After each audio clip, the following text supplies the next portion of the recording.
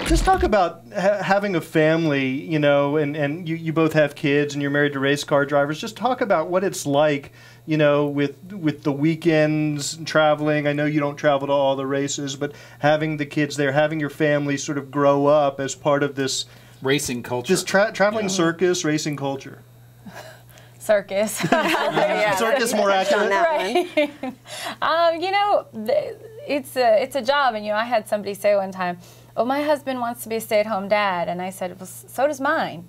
And they said, "No, your husband and my husband are different." And I'm like, "No, my husband does what he loves, and yes, he has to be gone every weekend, and it's a bummer being the mom at the soccer field every single week without a spouse, but at the same time, you know, it's also, you know, you get the moments where you're like, I'm proud of what he does. You know, there's only 43 people who get to do it every weekend, and you know, he may not run as well as he wants every weekend, but it's still, I'm proud that I've been with him from start to finish, you know, from the beginning of his racing career till now, and so I've got to go the whole way with him. I love watching him. You know, I ask this question a lot of drivers, and it'll be interesting to get your perspective on this, because to make it to the Sprint Cup Series, you've had to be the best at all the different steps up the way, the regional series, the smaller series, whatever it was, and then you're in and amongst the best 43, and that success may not come as quickly as it once did. How do you deal with that as the loved one of the guy who might be used to winning and is now getting frustrated because he's finishing 20th? That's a difficult question to answer. I could answer it a lot of ways, but I think I'll be the politically correct answer. You don't have to be politically correct, Rowdy. It's tough. Yeah. I know, starting out the way we did, JJ with Joe Gibbs, it's a huge learning curve there. If you're not in with the right people, if you don't surround yourself with the right people, it could be detrimental to your career. We learned the hard way in the beginning. Didn't necessarily play the right games, I guess, with a lot of different people we surrounded ourselves with. And unfortunately for JJ, he got involved with a team that wasn't in the up and up when he left Gibbs.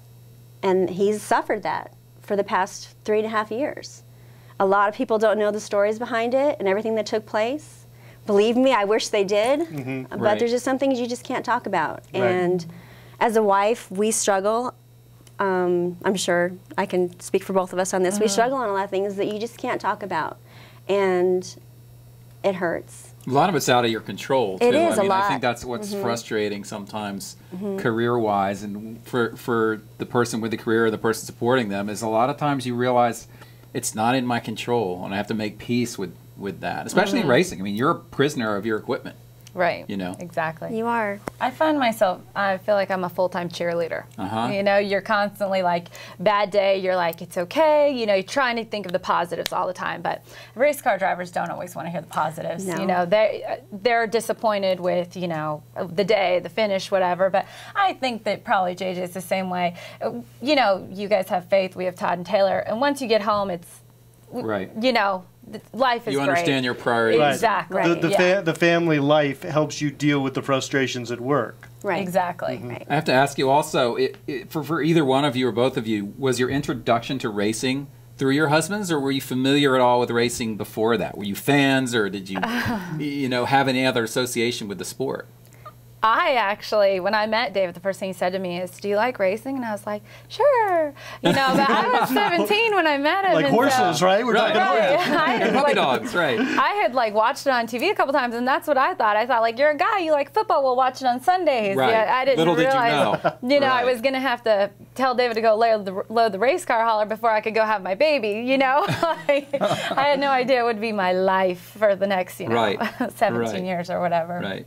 Yeah, I had no introduction to racing before JJ. So you met JJ, found out he was a race car driver, got introduced to racing, and thrown in head first into sprint car life. Moving across the United States. We had an apartment together. Never saw it. We were on the road Right. from east to west, Right. and for 5 years. So that's a whirlwind. I mean, It was. getting introduced to this particular culture, I think, with its traveling circus aspect, it must have been a kind of a whirlwind. Then. It was. It was exciting, though. Yeah. It was. I loved it. Great people. We got to see a lot of the United States that otherwise I would not have seen. Worked on the cars with JJ. I learned a lot. Really? Yes. It was a good Could teacher. you check maybe? Yeah, because I can't change the oil in my car. I was say, I hope David doesn't watch this. He's gonna be like, "You better start working on your car." All right. Well, this is the Front Row Motorsports grudge match at the Better Half Dash. I thought we on were a team. Saturday. I know. Wait, are you guys Are we trying? Are we you gonna trying to draft make off this- each other? Yeah, seriously. But remember, you can't grease the front bumper anymore. So Yeah, that's right out. But thank you very much, Kristen, Yeley, Michelle Gilliland, for joining us in the Rowdy studio.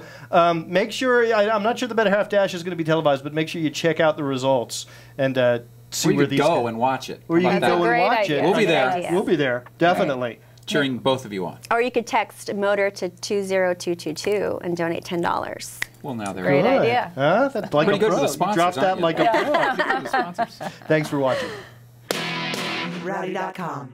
Say it like it is. Say what like it is? Rowdy.com.